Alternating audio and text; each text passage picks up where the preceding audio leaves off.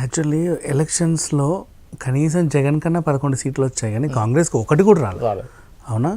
11 సీట్లు వచ్చినా కూడా ఆయన బయటికి రావట్లా అసలు, ఏదో రకంగా అసలు రావట్లా. మొన్న ఆర్కే రోజు కూడా బయటికి ఏదో అట్లా వచ్చి వెళ్ళింది కానీ అసలు వైఎస్ఆర్ సంబంధించి ఎవరు రావట్లా, వాళ్ళు బయటికి రావట్లా. కానీ అసలు ఏం రాకున్నా షర్మిల సరే అయ్యింది, అయిపోయింది కదా, ప్రజల తీర్పు మేము గౌరవిస్తున్నాం, చక్కగా డైనమిక్గా ప్రెస్ మీట్ పెట్టి సరే ఇక నుంచి మేము సమస్యలపైన పోరాడతామని దర్జాగా చెప్పి రామోజీరావు గారికి నివాళులు అర్పించి ఒక మంచి అంటే అలా అలా రిషికొండపైకి కూడా వెళ్ళింది.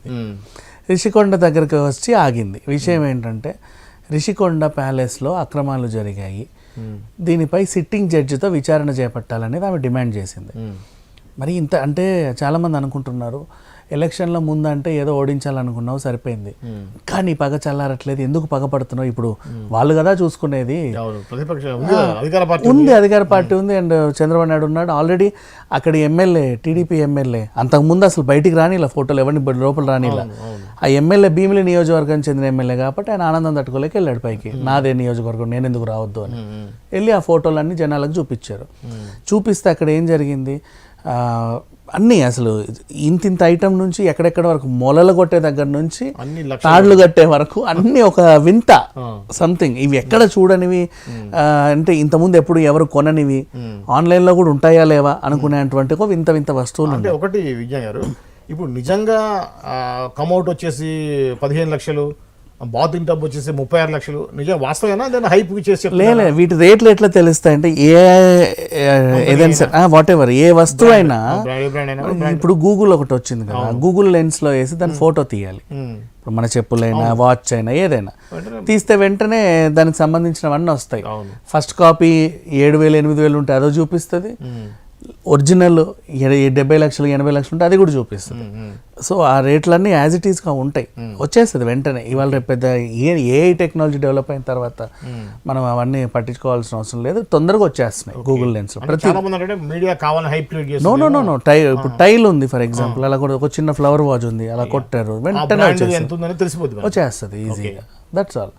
ఆ విధంగా అన్ని చూసుకుంటే లెక్కలు వేసుకుంటే ఆ రేట్లతో సహా ఫోటోలను వైరల్ చేస్తుంటే అందరు విస్తుపోతున్నారు.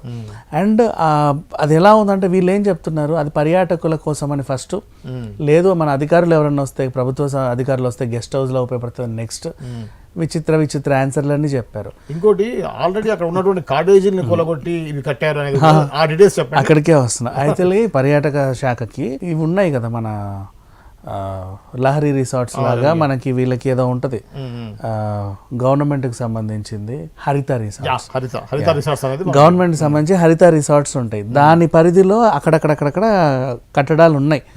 ప్రతి పర్యాటక ఏదైనా సరే అంటే ప్లేసెస్ ఎక్కడ ఉన్నా సరే ఆ దరిదాపుల్లో ఒకటో రెండో కడుతున్నారు. అట్లా కొన్ని కాటేజీలు ఉండే పైన ఇంతకు ముందు, దాని నుంచి కూడా సంవత్సరానికి 25 కోట్ల ఆదాయం వచ్చేది నార్మల్గా ఎవరెవరో బస్సు చేస్తూ ఉంటే వచ్చి. ఇప్పుడు ఏమైందంటే అవన్నీ కూలగొట్టేశారు. అవి కూలగొట్టడానికి ఆయన ఖర్చు ఎంతో తెలుసా? 90 కోట్లు. కొండ పైన ఏదో చేయాలి కదా, ఆల్రెడీ ఉన్నది, దాన్ని కూలగొట్టడానికి 90 కోట్లు ఖర్చు అయ్యి మళ్ళీ దానికి ఇంకో 0 యాడ్ చేసో ఇంకెన్ని యాడ్ చేసారో కొన్ని వేల కోట్లు ఖర్చు పెట్టి పెద్ద ప్యాలెస్ కట్టారు.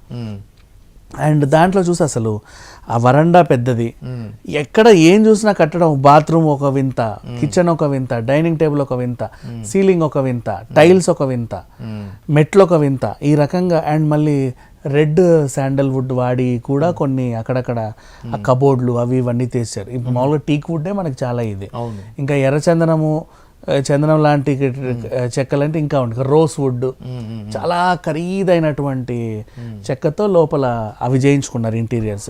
ఇట్లాంటివన్నిటి బయటకు వచ్చేసాయి ఆల్మోస్ట్. ఇప్పుడు షర్మిల గారి డిమాండ్ ఏంటంటే అసలు ఇది అవసరమా, ఎందుకు ఇలా చేసావు నువ్వు, దీని గురించి ఒక సిట్టింగ్ జడ్జిని పెట్టి విచారణ చేపడితే మొత్తం ఈ అక్రమాలన్నీ బయటకు వస్తాయి.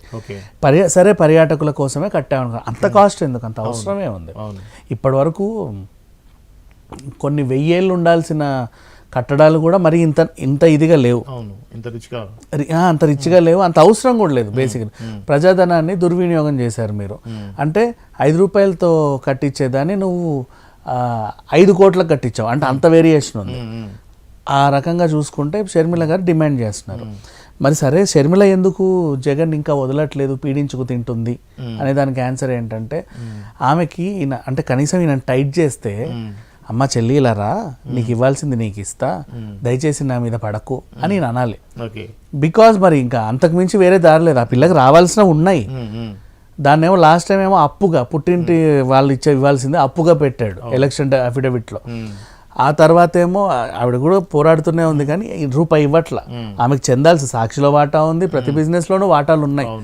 ఈయన అన్ని టైట్ చేశాడు. అంటే ఆమె చెప్పేటువంటిది ఏంటంటే నాకు రావాల్సిన ఏమో ఈడీ అటాచ్మెంట్లో ఉన్నాయంటాడు, ఏదైతే ఈడీ అటాచ్మెంట్ లేవో అదే అతను తనే అంటాడు. సో అది ప్రాబ్లం. అక్రమాస్తులు అన్నారు చూసావా, ఈమె వాటా అంతా అక్రమాస్తులు దాంట్లో వేసేసి నాకు రావట్లేదు ఏవైతే ఈడీలో లేవో అన్నీ ఇదంతా నాది కాబట్టి నేను వాడుకుంటున్నా అంతే అని చెప్తుంటే ఆమెకి ఎంత కాదన్నా కాలదా అండి. నువ్వు జైల్లో ఉన్నప్పుడు నీ కోసం నడిస్తే జైల్లో నుంచి కూడా నువ్వేం చెప్పావు, అసలు నిన్ను బతికిచ్చింది నీ పార్టీని బతికిచ్చింది. నువ్వు జైలుకి వచ్చిన అధికారులకు ఏం చెప్పి ఆమెకు పైసా ఇవ్వకండి, చందాలు నా పేరు చెప్పుకొని ఆమెకి ఇచ్చారు, ఆమె మళ్ళీ నాకు ఇస్తుందో ఇవ్వదో, ఎంత చెల్లైనా సరే పైసే చెల్లె అని చెప్పుకొచ్చావు. అండ్ నీ దగ్గర ఉన్నది రూపాయి ఇవ్వాలి ఆమెకి. చెందాల్సిన ఆస్తి ఉంటుంది ఎంత కాదనుకున్నా నీకు సంబంధించింది. నువ్వు అన్ని టైట్ చేసి అండ్ ఊరంతా నీకు ఇన్ని ప్యాలెస్లు ఉన్నాయి, అందులో ఒకటి కూడా షర్మిలకు ఉండదా?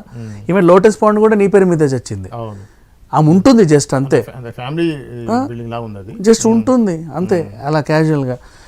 అలాంటి పరిస్థితుల్లో సో ఈమె ఏం చేస్తుందంటే ఇంకా నాకు వల్ల కాదు, నువ్వు నన్ను అంత టైట్ చేసావు, నేను నిన్ను టైట్ చేసి నాకు ఇస్తావు అనే రేంజ్లోనే ముందుకు వెళ్తుంది. కరెక్ట్గానే వెళ్తుంది, తప్పేం లేదు. అంటే ఇంకొకటి మెయిన్గా ఇప్పుడు జనాలందరికీ ఉన్న డౌట్ ఏంటంటే ఇప్పుడు ఆ కట్టిన ప్యాలెస్ లా కట్టింది టూరిజం పర్పస్ అని చెప్పేసి ఆయన అంటుంటే ఇతను ఇప్పుడు నెక్స్ట్ సీఎం అయిన తర్వాత అక్కడికి తన మకాంని మార్చి అదే తన ఇల్లులాగా ఉండాలనే ఇంటెన్షన్ తోటి అంత రిచ్గా కట్టాడు అంటున్నారు. దేన్ని నమ్మొచ్చు అంటారు? 100%. వై బికాస్ ఒక బాగా ధనికుడు ఒక అంబానీ ఉండేలా కట్టావు, ఓకేనా? ఒక ధనికుడు ఉండేలాగా కట్టి దాన్ని నువ్వు టూరిస్ట్ ఎవరు నమ్ముతారండి?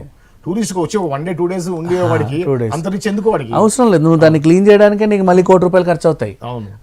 అంత రిచ్ గా పెట్టుకున్న దానివి. నువ్వు ఆ వాల్ ని కొన్ని కోట్లు పెట్టి కట్టావు, నేను టూరిస్ట్ ని తీసుకున్నా, ఆన్లైన్ లో బుక్ చేసా, 1,500కో 2,000కో పోనీ 5,000కో. గవర్నమెంట్ కూడా రేట్లు కూడా తక్కువే ఉంటాయి, ఎక్కువే ఉండవు. తీసుకున్నా, నేను గోడ మీద పాను ఉమ్మా, గుట్కాలు నమ్మి చిట్టి మెట్ల పైన ఉమ్మేసా, ఏం చేస్తారు? నువ్వు మళ్ళీ దాన్ని క్లీన్ చేయాలన్నా కూడా నీకు కాస్టే కదా. టూరిస్టులకు ఇవ్వరు, అది ఆయన ఉండడానికే కట్టుకున్నాడు బేసికల్లీ ఆ గార్డెన్. అంత సొంత టేస్ట్ అది. అంటే అది ఎలా తెలిసింది అంటే ఇప్పుడు ఈ లోటస్ పాండ్ అండ్ ఆయన బెంగళూరు ప్యాలెస్, ఇంకా ఆ తాడేపల్లిగూడెం ప్యాలెస్లు, ఇవన్నీ చూస్తే లోపల కొన్ని ఆయనకి టేస్ట్ ఉంటుంది కదా, ఒక మనిషి టేస్ట్ అర్థమవుతుంది చూస్తావా, యాజ్ ఇట్ ఈస్ అలాగే ఉంది. అట్లా ఉండేసరికి అయిందే అని అర్థమైంది. గవర్నమెంట్ కట్టడాలంటే అది ఆ ఇంజనీర్ టేస్ట్ ఇంకోలాగా ఉంటుంది. నువ్వు చెప్తావు ఇగో ఏం లేదండి ఇట్లా కాటేజీలు ఇట్లా ఇవ్వాలి అని, కమర్షియల్ పర్పస్ ఉంటుంది అంతే. ఇప్పుడు మన తిరుపతిలో కూడా మనం ఉండడానికి గోవింద, శ్రీకృష్ణ మంచి రిచ్ హౌసెస్ ఉన్నాయి. దాంట్లో కూడా మంచి బెడ్రూమ్, అది చాలా అండి మ్యాక్సిమం లగ్జరీ. అది ఇంకా అంతకుమించి లగ్జరీ ఏముంటది?